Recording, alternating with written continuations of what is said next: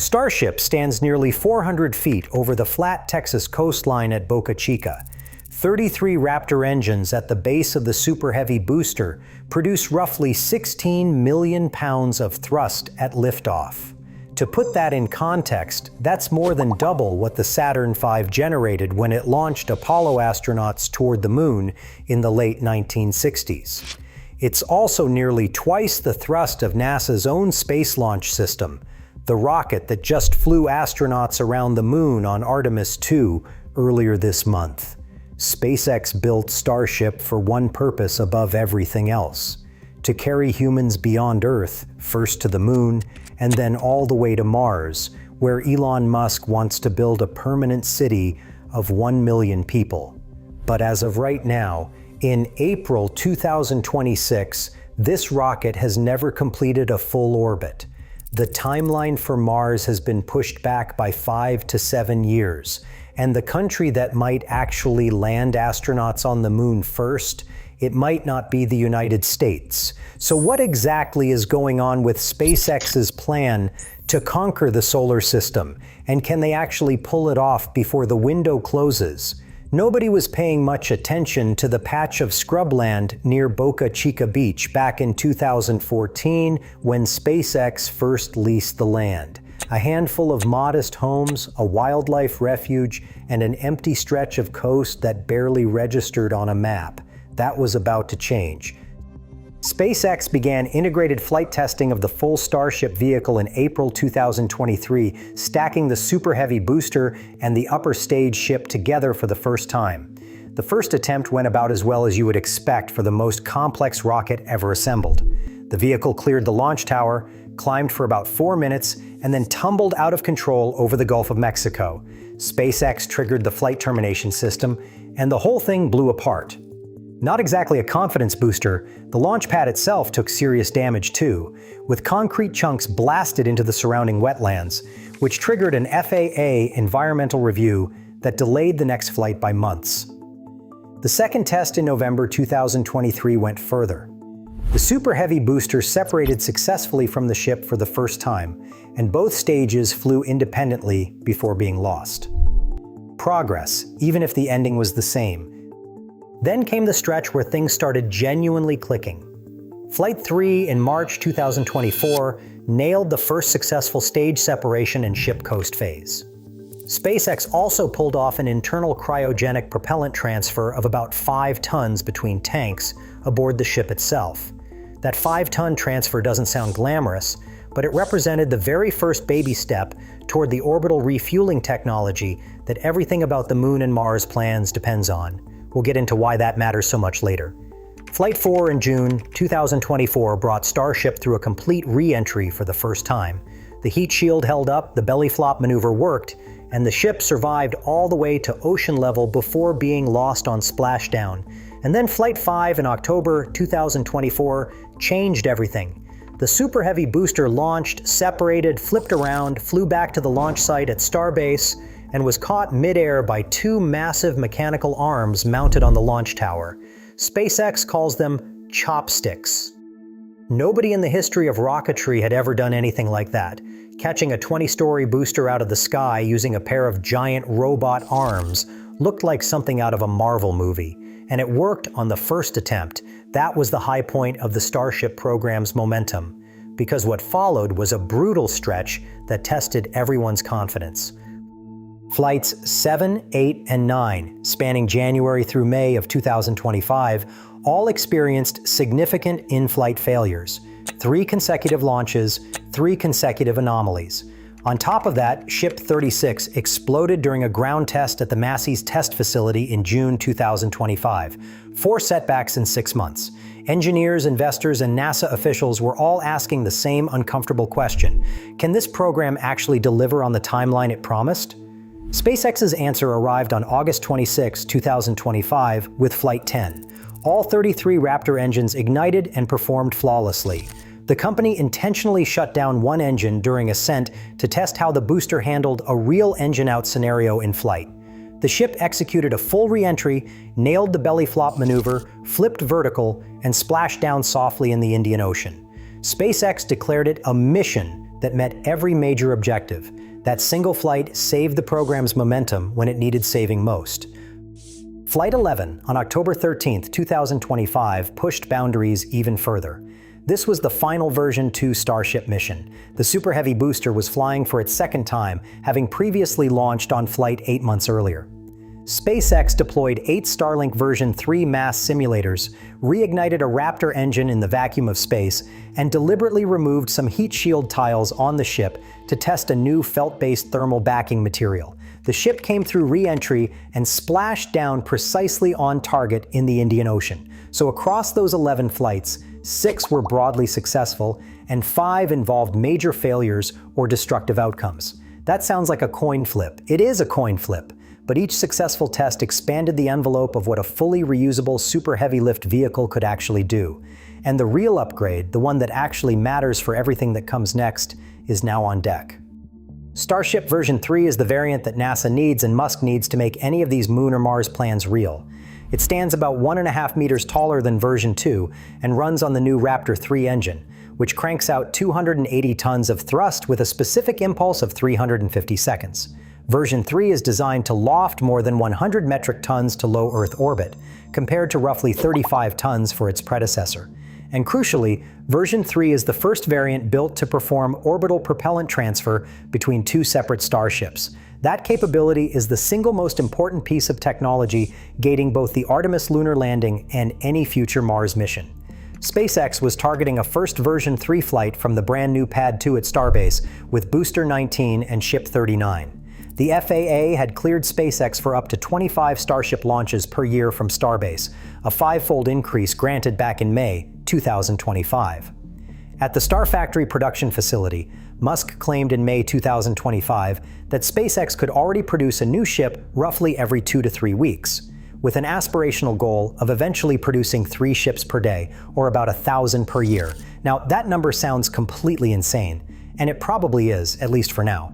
But consider that the Falcon 9, SpaceX's workhorse rocket, flew 166 missions in 2025 alone and had already logged 26 flights in just the first 2 months of 2026. That's roughly 1 launch every 2.5 days. SpaceX has already proven it can operate at a manufacturing and launch tempo that would have been unthinkable a decade ago. The question is whether they can scale that same operational intensity to a vehicle 10 times larger and infinitely more complex. Now let's talk about the Moon, because the politics around this are honestly almost as dramatic as the engineering. In April 2021, NASA awarded SpaceX a firm fixed-price contract worth $2.89 billion to develop a lunar variant of Starship called the Human Landing System, or HLS. Subsequent contract modifications have added roughly $1.15 billion more. This is a specially modified Starship stripped of its re-entry flaps and heat shield.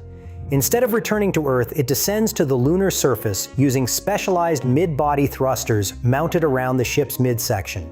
Think of it as a Starship that only goes one direction, down to the Moon and back up to orbit. The mission architecture works like this. NASA launches astronauts on the Space Launch System rocket inside an Orion capsule. Orion flies to a special near-rectilinear halo orbit around the Moon. Meanwhile, a Starship HLS has been launched separately from Earth, refueled in low Earth orbit by 10 to 15 tanker starships, and then sent ahead to wait in lunar orbit. 2 astronauts transfer from Orion into the Starship lander, ride it down to the surface, spend about a week conducting moonwalks, then fly it back up to dock with Orion for the trip home. It's an unbelievably ambitious architecture. Musk has claimed Starship HLS could deliver up to 200 tons of cargo to the lunar surface, which would be orders of magnitude beyond anything Apollo ever carried. Then in February 2026, the entire Artemis program got torn apart and reassembled. Jared Isaacman, confirmed as NASA's new administrator in December 2025, announced a sweeping restructuring on February 27, 2026.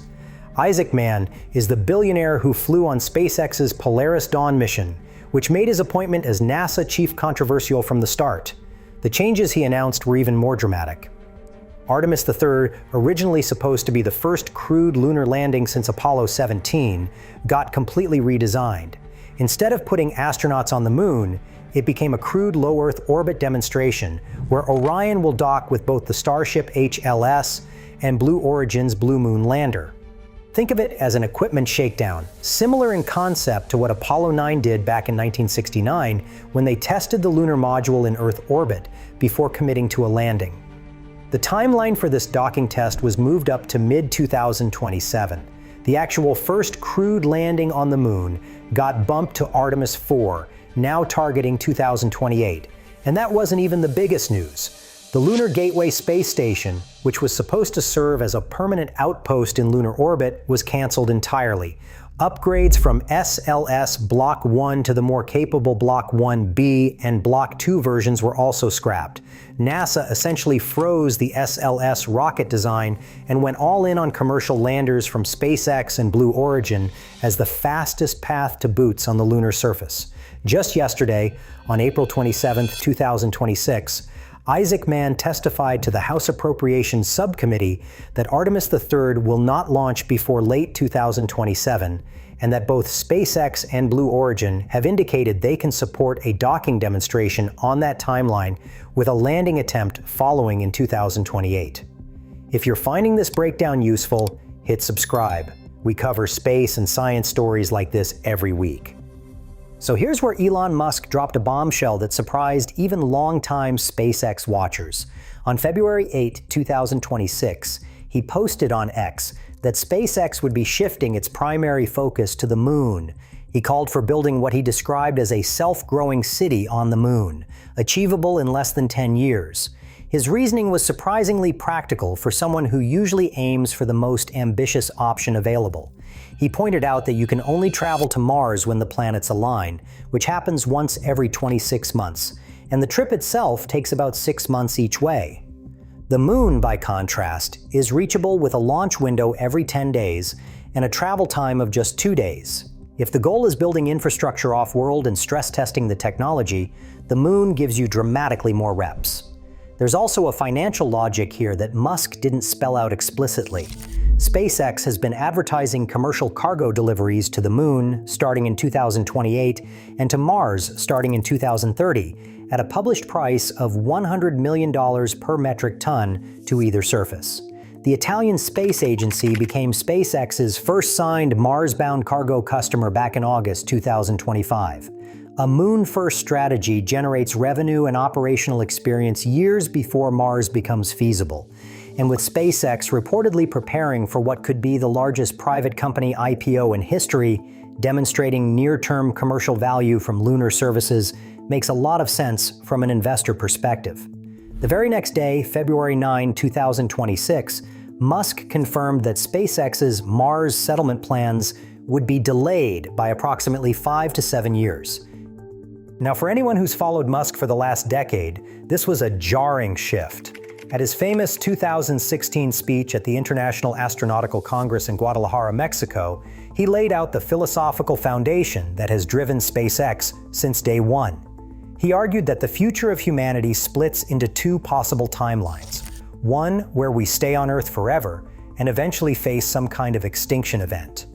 And one where we become a spacefaring civilization spread across multiple planets. He has called Mars a backup drive for civilization and said that establishing a self-sustaining city there matters more than whether he personally ever visits. So Mars has not been abandoned. It's been rescheduled. The original Mars plan, presented at a Starbase event on May 29, 2025, was staggeringly ambitious. 5 uncrewed Starships during the late 2026 Mars transfer window, loaded with Tesla Optimus humanoid robots to begin surface preparations. Around 20 ships during 2028 to 2029, potentially including the first human crew. 100 ships by 2031, and eventually 1,000 or more ships departing during every Mars window, each carrying 100 to 200 passengers. The long-term target was a self-sustaining Martian city of 1 million people, potentially by 2050. Musk herself estimated the 2026 Mars flights had only about a 50-50 chance of happening even before the delay announcement. With the moon pivot, the realistic earliest uncrewed Mars landing has shifted to the 2028 to 2029 window, and the first crewed Mars mission likely won't happen until 2031 at the soonest. The technical challenges help explain why these timelines keep stretching. Orbital refueling is the biggest unsolved puzzle. Every Starship headed to Mars needs roughly 1,200 metric tons of propellant to make the trip. Each tanker Starship can haul about 100 tons of fuel to orbit. That means roughly 12 tanker launches and 12 separate docking operations for every single Mars-bound ship. For the originally planned 5-ship fleet in 2026, we're talking about 60 tanker flights squeezed into a narrow launch window. As of early 2026, SpaceX has only demonstrated that modest 5-ton internal propellant transfer during Flight 3 back in March 2024. Ship-to-ship fuel transfer between two separate Starships in orbit has never been attempted. Not once. The heat shield is another open question. Musk has personally acknowledged that nobody has ever developed a truly reusable orbital-class heat shield. Earth re-entry is hard enough. Mars re-entry is a different beast entirely. The Martian atmosphere is roughly 1% the density of Earth's, but it's 95% carbon dioxide, which behaves more aggressively against thermal protection materials at hypersonic speeds. Then there's the challenge of landing something this large on Mars. Every previous Mars lander, from the Viking probes to the Perseverance rover, weighed about a ton at most. Starship tips the scales at over 100 tons at landing. That's a 200-fold increase. Planting a 50-meter-tall, slender vehicle vertically in the low Martian gravity, where the atmosphere is too thin for parachutes but thick enough to create real aerodynamic complications during descent, has no engineering precedent anywhere in spaceflight history.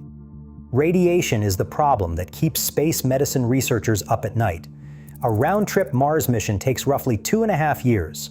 Data from the radiation assessment detector aboard the Curiosity rover showed that astronauts would absorb a minimum of 0.66 sieverts of cosmic radiation during that journey. That's enough to raise cancer risks significantly and potentially cause neurological effects. Galactic cosmic rays are incredibly difficult to shield against with any material a spacecraft can realistically carry. And even if astronauts survive the trip and the landing, sustaining human life on Mars requires technology that doesn't fully exist yet. No one has built a closed-loop bioregenerative life support system that can operate without resupply. The International Space Station, humanity's most experienced outpost in space, still depends on regular cargo deliveries from Earth. Mars won't have that luxury with a 6-month supply chain minimum. Every breath of oxygen, every liter of water, every calorie of food needs to either be manufactured on-site or packed into the ship before departure.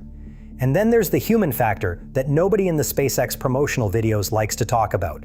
Long-duration isolation studies like the Hawaii Space Exploration Analog and Simulation, called HI-SEAS, and the Russian Mars 500 experiment, which locked 6 people in a simulated spacecraft for 520 days, documented serious psychological effects. Depression, interpersonal conflict, cognitive decline, and motivational collapse all showed up consistently in participants.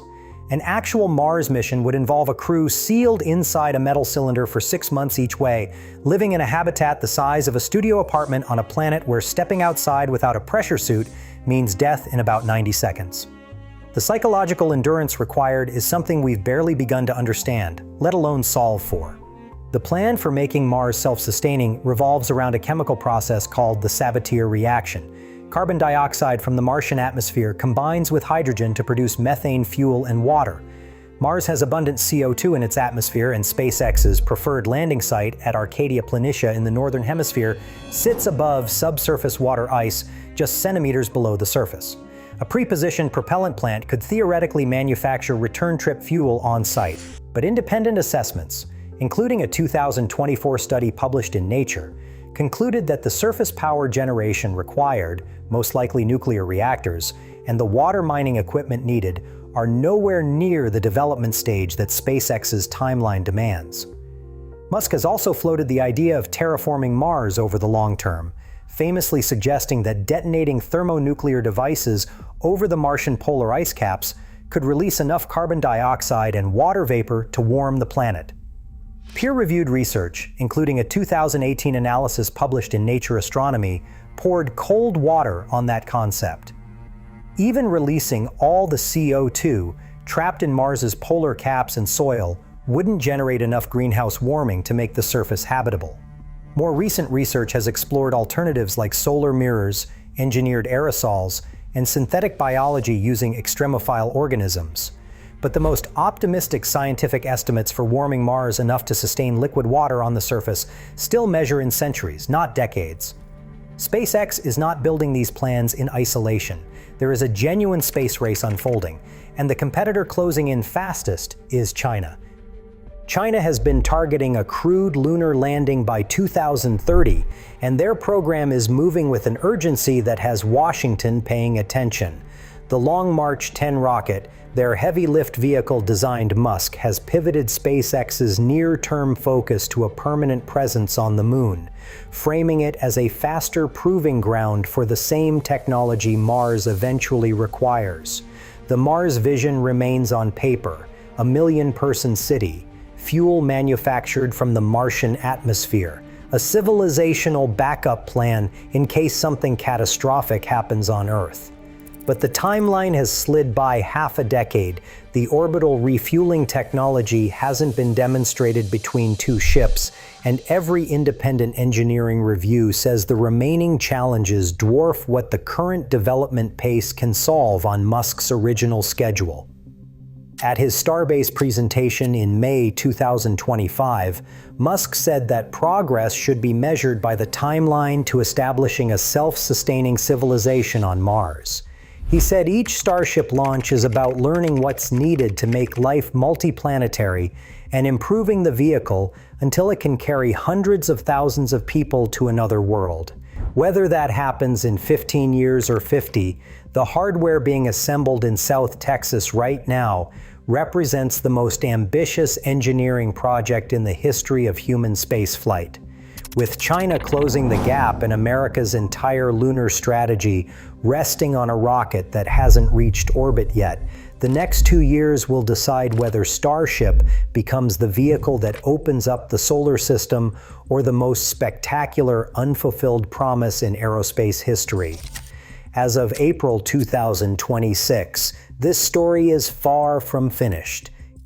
If you enjoyed this deep dive, check out the video on screen right now for more on the new space race between the United States and China. And if you're new here, subscribe so you don't miss what happens next. Because trust me, things are about to get very interesting.